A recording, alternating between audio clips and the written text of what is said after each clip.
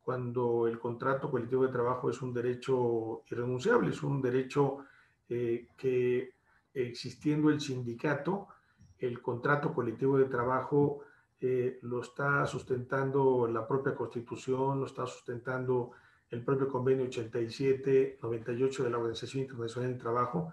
El convenio 98 tiene que ver con el derecho a tener un contrato colectivo de trabajo, el derecho a tener una organización sindical. Entonces, el planteamiento mismo de la empresa y cuando determina la Ley Federal del Trabajo una causa de fuerza mayor, cuando habla de la terminación de las relaciones de trabajo, quiere decir que la empresa estaría cerrando y como consecuencia del cierre de la empresa, entonces habría como una cuestión necesaria la desaparición del contrato colectivo de trabajo. Obviamente, pues un cierre de la empresa tiene que ser un tema legal justificado, porque ninguna empresa puede estar cerrando nada más así sus operaciones, más una cuestión de esta naturaleza donde tiene concesiones federales y tiene obligaciones para operar y demás.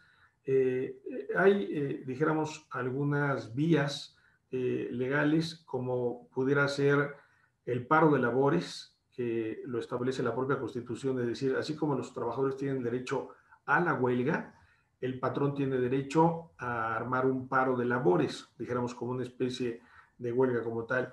Pero también en el escenario mercantil, las empresas tienen derecho a armar una quiebra y legalmente para que se pueda estar llevando a cabo este proceso de quiebra tiene que ser tramitado ante un juez de lo concursal y poder estar acreditando efectivamente a la empresa que estará cerrando sus operaciones.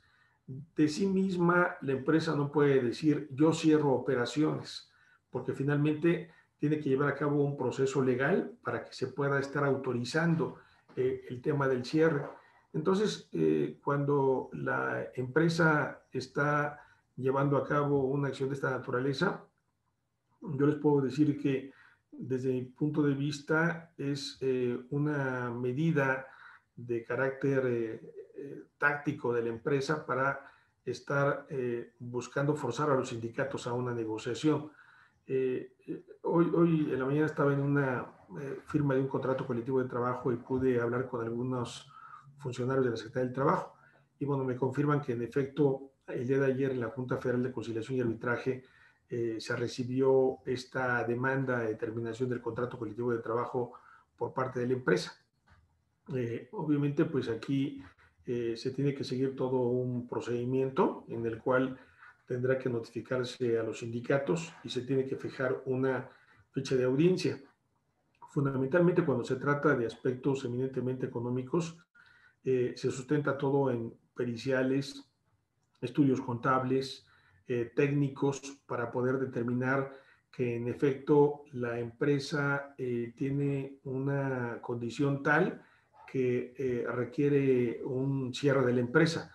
Pero desde el punto de vista laboral, para que pudiera estar cerrando la empresa, tendría que estar teniendo la autorización de un juez de lo concursal. Es decir, aquí tendríamos que ver si efectivamente esta acción la van a llevar o no, porque obviamente una cuestión de esta naturaleza puede significar un tema de sin regreso. Claro que obviamente ellos se pueden desistir en algún momento determinado de esta acción de quiebra, pero insisto, puede ser como una forma de presionar a los sindicatos para llegar a una negociación. Entonces estaba yo en la demanda, se notifica a los sindicatos y los sindicatos tienen que estar acudiendo a una audiencia para que puedan estar contestando esta demanda y al mismo tiempo, en la misma audiencia, tienen que estar ofreciendo pruebas. ¿Qué tipo de pruebas pueden ofrecer las organizaciones sindicales? Pues también, obviamente, peritos en materia económica para poder estar acreditando que la empresa puede seguir funcionando. Pero hay una razón importante y en el que incluso la Suprema Corte de Justicia ha determinado qué ocurre con este tipo de reclamaciones. Es muy común las que se hayan llevado a cabo.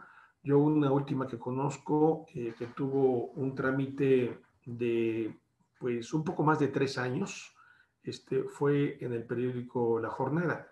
La Jornada planteó una reducción al 50% de las prestaciones en el contrato colectivo de trabajo, una reducción de casi el 60% en los salarios de los trabajadores, y la Junta de Conciliación y Arbitraje determinó que si era procedente la reducción de las prestaciones y de los salarios. El sindicato interpuso un amparo, el mismo que le otorgó al sindicato el amparo, y el argumento central primero fue de un tribunal colegiado de circuito y después fue de la segunda sala de la Suprema Corte de Justicia, es que tendría que emitirse otro laudo en donde se analizaran todos los elementos que había puesto tanto el sindicato como la empresa y que no se habían analizado. Se emitió un nuevo laudo y la Junta otra vez procedió en favor de la empresa. Bueno, otra vez el sindicato interpuso un segundo amparo, y finalmente el tribunal colegiado determinó de que era improcedente el segundo laudo emitido por la Junta de Conciliación y Arbitraje por una razón sustancial, que la empresa no estaba acreditando que las prestaciones, los salarios de los trabajadores eran el motivo de la crisis que estaba originando. Es decir, si hay otro tipo de aspectos ajenos a la cuestión laboral, que puede ser el tema de los combustibles, que puede ser el tema de los altos costos de los alquileres de aviones o compra de los mismos, o el tema de la pandemia, u otras cosas que sean ajenas al tema laboral. En este caso, el Tribunal Colegiado de Circuito, y luego avalado por la segunda sala de la Suprema Corte de Justicia, consideró inaceptable la decisión de la Junta de Conciliación y Arbitraje y le reiteró que emitiera un laudo, pero ya de una manera dirigido, en el que señalara que era improcedente la demanda planteada por la empresa porque no logró acreditar que en efecto esta reducción de prestaciones o reducción de salarios pudiera ayudar a que la empresa pudiera resolver el escenario. El sindicato incluso planteó de que los directivos operaban con salarios de 150,000 pesos, 180,000, 200,000 pesos, mientras los trabajadores en una situación distinta de 20, 25,000 pesos y demás, cuando en otro escenario. Entonces, le comento los antecedentes de un juicio similar, pero este juicio que yo les comento, sin exagerar, duró 3 años. Entonces, una cuestión de esta naturaleza no es para que se pueda estar arreglando en Semana Santa, ¿no? Y obviamente es una cuestión que tarda pues mucho tiempo, porque finalmente tienen que estarse alegando cuestiones centrales en ese ámbito que tienen que ver con el aspecto económico, pero derivado de los temas de prestaciones y salarios de los trabajadores. Lo que hemos visto en medios de comunicación, que se habla del factor de la pandemia, si ese argumento es, pues obviamente resulta improcedente, porque ese no es para ventilarse en el ámbito laboral. Si alega un tema de la caída de los mercados y demás, esto tampoco es motivo de lo que se pueda dar. Entonces, realmente es un tema de litigio y obviamente pues es un escenario de forzar a los sindicatos a que puedan estar buscando una alternativa distinta.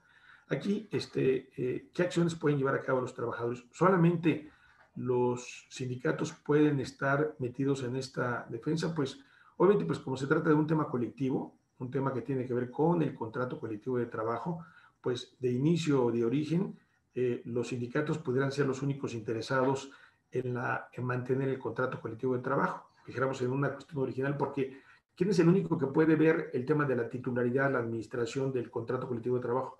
Solamente los sindicatos. Pero hay una cuestión importante en esta consideración. Los trabajadores también tienen incumbencia en el tema de los contratos colectivos de trabajo, porque va en forma directa a sus prestaciones que son de carácter individual, vacaciones, aguinaldos y otro tipo de prestaciones, incluido el salario. Entonces, también hay escenarios en los cuales se pudiera estar planteando un tema de una reclamación que pudieran estar planteando los trabajadores por sí mismos. Obviamente es posible que de inicio los trabajadores al comparecer como terceros interesados en el juicio pudieran ser rechazados porque carecen de interés jurídico. Yo digo que no, porque finalmente el interés jurídico es de los trabajadores. Yo tengo aquí mi recibo de pago, tengo tal categoría y demás, y yo vengo a defender mi contrato colectivo de trabajo. Aquí el tema es que no basta con decir yo no estoy de acuerdo, sino que finalmente este tipo de defensas tienen altos costos, bueno, obviamente pues para los sindicatos también, porque tienen que estar eh, ofreciendo peritajes especializados en la materia. En México, bueno, obviamente pues hay pocos peritos que puedan estar dando esto. No puede ser cualquier contador o cualquier economista o demás, sino que tienen que ser peritos en la materia de aeronáutica, pero también de relaciones laborales y poder llevar a cabo un estudio en este ámbito.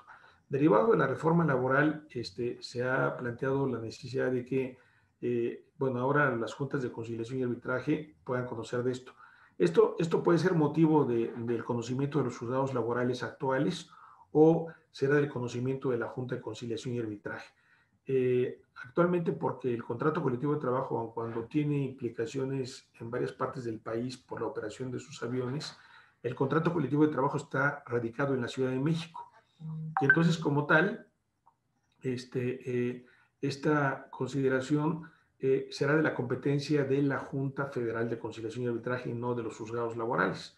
Entonces, será por esa vía. Y entonces, ¿qué estará ocurriendo? Finalmente, pues en la Junta Federal de Conciliación y Arbitraje todavía tiene incumbencia el presidente de la República, porque, bueno, quien designa a la presidenta de la Junta Federal de Conciliación y Arbitraje lo es el presidente de la República. Allí opera la Junta de Conciliación y Arbitraje bajo la base de votos.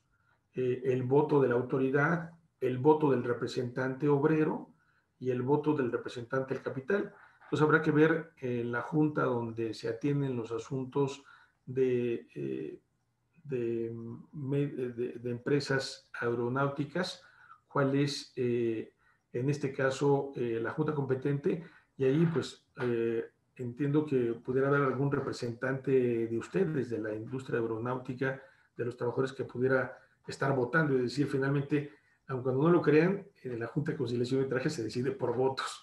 Y entonces, si tienen el voto obrero y el voto de la autoridad, obviamente pues este sería un escenario, pero obviamente todavía queda un escalón, que es el del Tribunal Colegiado Circuito, que es la instancia que va a dirimir esto. Pero esto no se arregla para la Semana Santa, ¿no? Es un tema de litigio y demás, y de alcances, les digo, de grandes consecuencias por lo que esto pueda representar. Entonces, es muy importante que ustedes puedan tener lo siguiente. No es un tema rápido, no es un tema que se pueda estar generando, ni siquiera yo diría que en 2021 se pudiera estar resolviendo por el tema sobre todo de los amparos. Entonces, ¿qué tanto a la empresa le puede beneficiar llevar a cabo un juicio largo?